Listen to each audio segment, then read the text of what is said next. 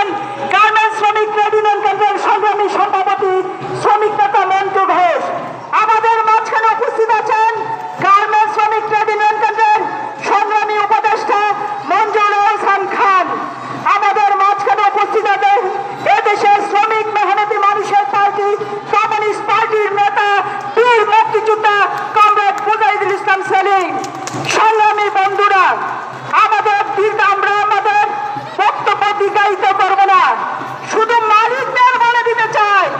আর এই মালিকদের কুসংস্কারী সরকার আওয়ামী সরকারকে বলে দিতে চাই, শ্রমিকদের সাথে বেইমানি করে পৃথিবীতে কোনো সরকার পার পায় না, তোমরাও পার পাবে না।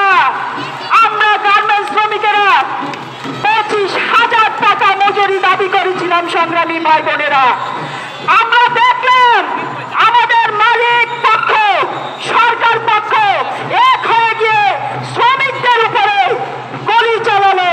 সংগ্রামী ভাই বোনেরা, সেইখানে আমাদের শ্রমিকদের মজুরি 25,000 টাকা মজুরি তারা অবহেলা করলো, 12,500 টাকা ঘোষণা করলো।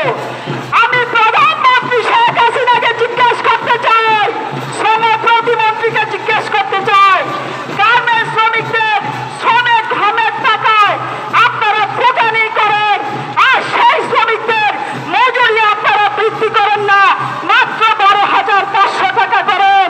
এইটা মেনে নেওয়া যাবে না।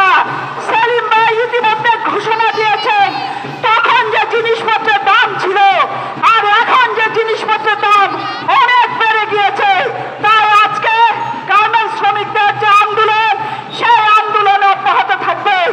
আমরা দাবি জানাচ্ছি, গার্মেন্টস শ্রমিক যে হত্যা হয়েছে, হত্যার বিচার করতে হবে, গার্মেন্টস শ্রমিকদের মজুরি বৃদ্ধি করতে হবে। গণস্বার্থ বিরোধী যে শ্রম আইন তা বাতিল করে শ্রমিকের স্বার্থের পক্ষে একটা গণতান্ত্রিক শ্রম আইন প্রণয়ন করতে হবে। সংগ্রামী বন্ধুরা, আর একটা কথা বলতে চাই, শ্রমিকদের সঠিক সংগঠনটা চিনে নিতে হবে। গার্মেন্টস শ্রমিক ট্রেড ইউনিয়ন কেন্দ্র সেই সংগঠন যে বারবার বুকে তাজা রক্ত ঢেলেছে।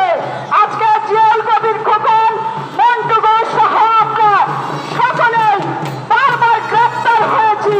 আমরা পুলিশ হামলা, পুলিয়া সবকিছু মোকাবেলা করে আমরা আমাদের যে আন্দোলন, সেই আন্দোলন অব্যাহত রেখেছি। সংগ্রামী বন্ধুরা, তাই সর্বশেষ মালিকদের বলতে চাই এবং এই সরকারকে বলতে চাই, গার্মেন্টস শ্রমিকের সাথে হামলা, হুলিয়া, গুলি দিয়ে গার্মেন্টস শ্রমিক ট্রেড ইউনিয়ন কেন্দ্রকে দমানো যাবে না।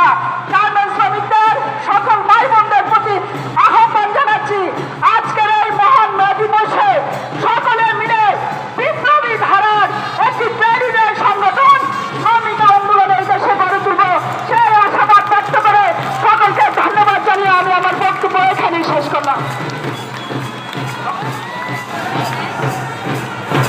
লড়াইয়ের সাথী সংগ্রামী ভাই বোন।